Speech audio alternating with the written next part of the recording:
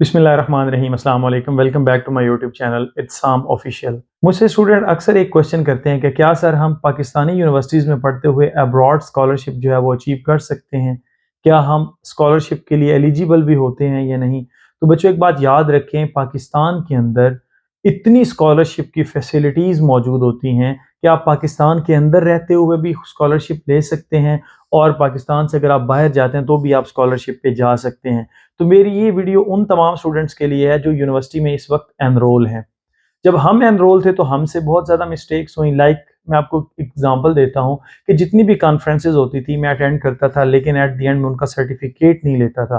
तो जब foreign scholarship के लिए अप्लाई करते हैं तो वहाँ पर वो हमसे पूछते हैं कि आपने कितनी कॉन्फ्रेंसेस जो हैं वो अटेंड की हुई हैं जो आपके सब्जेक्ट से रेलिवेंट हैं।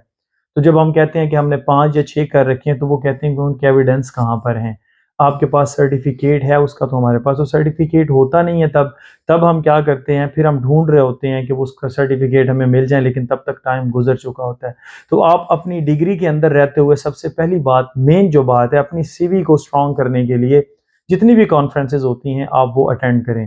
दूसरे नंबर पर आता है कि आप अपने सब्जेक्ट के अंदर जो भी आपका सब्जेक्ट है आप उसके अंदर कोशिश करें कि अच्छा परफॉर्म करें और अच्छा सीजीपीए गेन करें।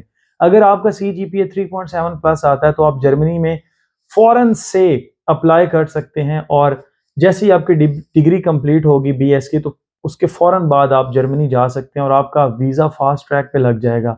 हाँ, अगर आपका सीजीपीए 3 की लाइन में भी आता है तो कोई इतना इशू नहीं है। बहुत सारे स्टूडेंट ऐसे होते हैं वो 2.9 पे भी जो है वो स्कॉलरशिप विन कर जाते हैं। लेकिन मोस्ट ऑफ द केसेस जो यूनिवर्सिटीज़ होती हैं उनका सीजीपीए रिक्वायर्ड जो होता है वो 3 होता है, अगर आपने स्कॉलरशिप के लिए अप्लाई करना है तो। स्कॉलरशिप में अप्लाई करते वक़्त आपने कंसिडर करना है, ज़्यादातर यूरोपीय यूनियन के जितने भी कंट्रीज़ हैं वहाँ पर आपका स्कॉलरशिप जल्दी लग सकता है।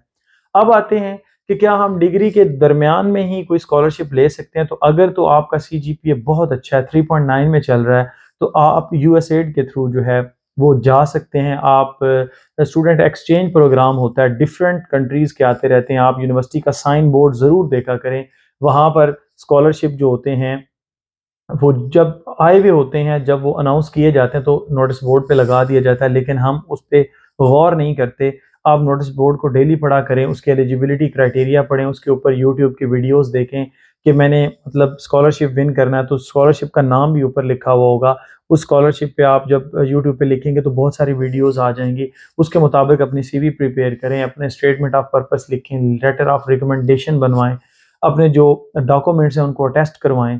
तो ये तमाम तर चीज़ें जो होती हैं इनको आपने रेडी रखना होता है अगर आप अपनी डिग्री के अंदर रहते हुए स्कॉलरशिप जो है वो गेन करना चाहते हैं तो। उसके बाद आता है कि क्या हम पाकिस्तानी यूनिवर्सिटीज़ के अंदर रहते हुए स्कॉलरशिप जो है वो विन कर सकते हैं? तो अगर तो आपकी डिग्री में लास्ट जब आपने इंटरमीडिएट किया है, अगर तो वहाँ पर आपका गैप नहीं है 1 ईयर का, तो आप फ़ौरन से पीफ के लिए अप्लाई कर सकते हैं। पीफ का स्कॉलरशिप लग जाता है, और तकरीबन हर स्टूडेंट जो है वो, अगर उसकी परसेंटेज अच्छी थी इंटरमीडिएट के अंदर, अब तो हर स्टूडेंट की परसेंटेज अच्छी होती है क्योंकि आप अगर पब्लिक सेक्टर यूनिवर्सिटीज़ के अंदर हैं तो आपको आसानी के साथ पीफ का स्कॉलरशिप मिल जाएगा, और वो तकरीबन होता है 50 टू आई थिंक सो 70,000 के करीब होता है। जो मुझे मिला था, मैं तो एमफिल में लिया था तो मेरा 90 के करीब था। उसके बाद आप एचईसी का स्कॉलरशिप आता है, अगर आप पुअर फैमिली से बिलोंग करते हैं तो एचईसी नीड बेस्ड स्कॉलरशिप जो है उसको अवेल कर सकते हैं और आसानी के साथ लग जाता है। कोई इतना मुश्किल नहीं होता अगर आप उनको एविडेंसेस कंप्लीट देते हैं कि वाकई में आप एक ऐसी फैमिली से बिलोंग करते हैं जिसमें आप जो है अपने घर का खर्चा जो है ना वो सिर्फ उठा सकते हैं, या मुश्किल वो भी है, और आपको यूनिवर्सिटी में जो है वो जो एक्सपेंसेस हैं वो आप पे नहीं कर सकते। और ऑर्फन जो बच्चे होते हैं उनके लिए तो ये स्कॉलरशिप एक नेमत है, और ये 36 टू 40,000 के करीब आपको पर सेमेस्टर जो है वो देता है। तो ये वो तमाम तर चीज़ें थी जिसमें मैंने आपको बताया कि आप स्कॉलरशिप किस तरह से विन कर सकते हैं। इंशाल्लाह वन बाय वन जैसे जैसे कोई स्कॉलरशिप आएगा तो मैं आपको वो अपने इस चैनल के ऊपर आप लोगों के साथ शेयर करता जाऊँगा, और आपको जो लेटेस्ट डिटेल है किस तरह से अप्लाई करना है, कौन कौन से डॉक्यूमेंट्स रिक्वायर्ड होंगे, वो तमाम तर चीज़ें आपको इंशाल्लाह बताता जाऊँगा। सो आई होप कि आपको ये मेरी वीडियो अच्छी लगी है। Stay connected. Thank you and Allah हाफ़िज़।